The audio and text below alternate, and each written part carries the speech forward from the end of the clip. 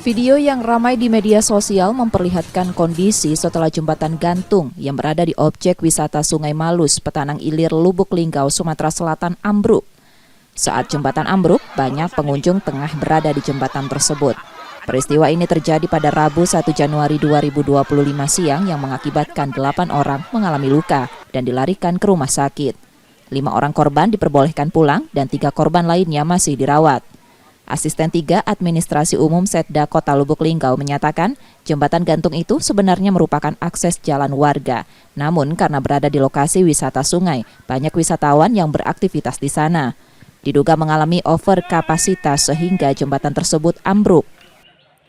Kita mendapat musibah ada kejadian di daerah wisata Malus, Sungai Malus, di mana ada jembatan gantung putus.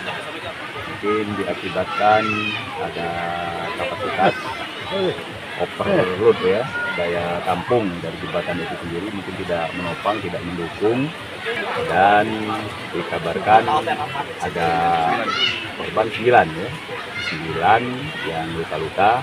Sudah 7 ada di rumah sakit Petanang dan 2 ada di rumah sakit Air Bunda. Dan memang kondisi jembatan dalam keadaan jembatan ini putus dari pangkal, dari dasarnya ya putus, bukannya atau lepas, bukan putus, lepas itu dari pangkal yang atasnya. Mungkin karena diakibatkan overload kapasitas penumpang.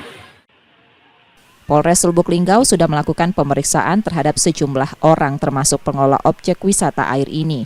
Reski Oktora, Muklas Diferensial, Kompas TV, Palembang, Sumatera Selatan.